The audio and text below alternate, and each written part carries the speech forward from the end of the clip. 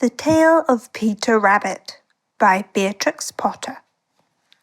Once upon a time there were 4 little rabbits, and their names were Flopsy, Mopsy, Cottontail, and Peter. They lived with their mother in a sandbank underneath the root of a very big fir tree. "Now, my dears," said old Mrs. Rabbit one morning, "you may go into the fields or down the lane, but don't go into Mr. McGregor's garden. Your father had an accident there, and he was put in a pie by Mrs. McGregor.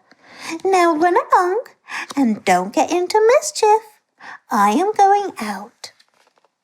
Then old Mrs. Rabbit took a basket and her umbrella and went through the wood to the baker's. She bought a loaf of brown bread and 5 currant buns. Flopsy, Mopsy, and Cottontail, who were good little bunnies, went down the lane to gather blackberries. But Peter, who was very naughty, ran straight away to Mr. McGregor's garden and squeezed under the gate. First, he ate some lettuces and some French beans, and then he ate some radishes. And then, feeling rather sick, he went to look for some parsley. But round the end of a cucumber frame, whom should he meet but Mr. McGregor? Mr. McGregor was on his hands and knees planting out young cabbages, but he jumped up and ran after Peter, waving a rake and calling out, "Stop! Thief!"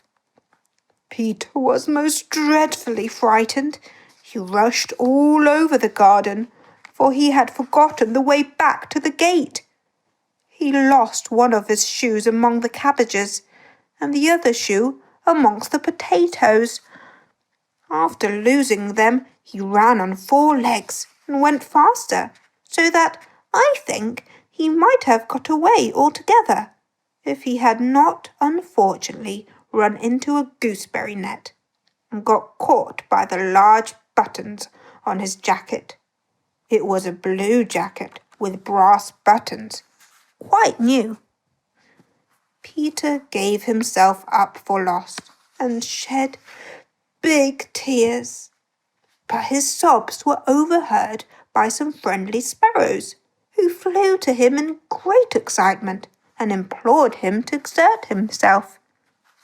Mr. McGregor came up with a sieve, which he intended to pop upon the top of Peter, but Peter wriggled out just in time, leaving his jacket behind him, and rushed into the tool shed and jumped into a can.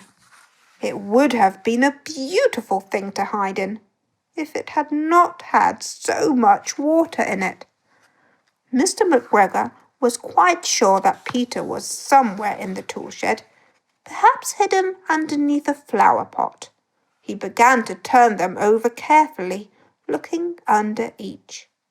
Presently, Peter sneezed. "Achoo!" Mr. McGregor was after him in no time, and tried to put his foot upon Peter, who jumped out of a window, upsetting 3 plants. The window was too small for Mr. McGregor, and he was tired of running after Peter. He went back to his work. Peter sat down to rest. He was out of breath and trembling with fright, and he had not the least idea which way to go. Also, he was very damp with sitting in that can. After a time, he began to wander about, going lippity-lippity, not very fast, and looking all around. He found a door in a wall, but it was locked, and there was no room for a fat little rabbit to squeeze underneath. An old mouse was running in and out over the stone doorstep, carrying peas and beans to her family in the wood. Peter asked her the way to the gate, but she had such a large pea in her mouth that she could not answer. She only shook her head at him. Peter began to cry. Then he tried to find his way straight across the garden, but he became more and more puzzled.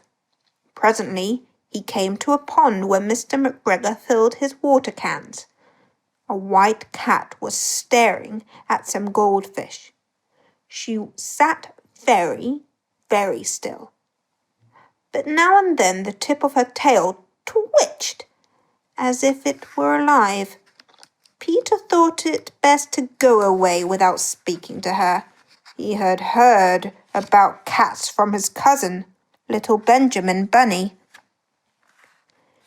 He went back towards the tool shed, but suddenly, quite close to him, he heard the noise of a hoe. Scratch, scratch, scratch, scratch. Peter scuttered underneath the bushes.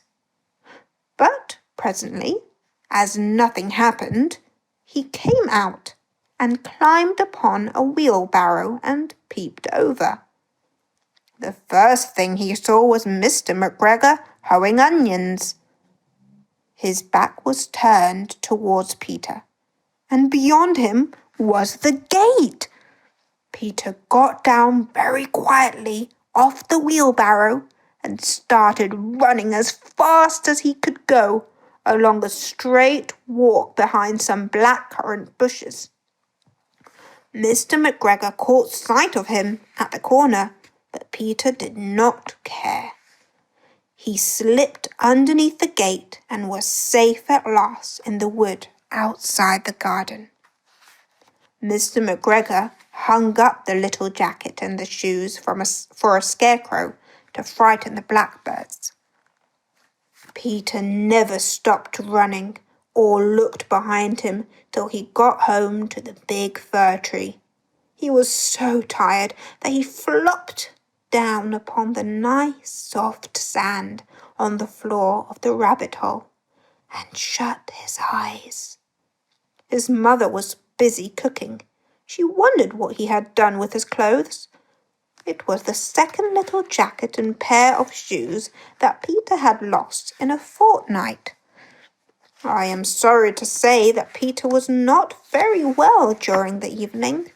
His mother put him to bed and made some chamomile tea, and she gave a dose of it to Peter.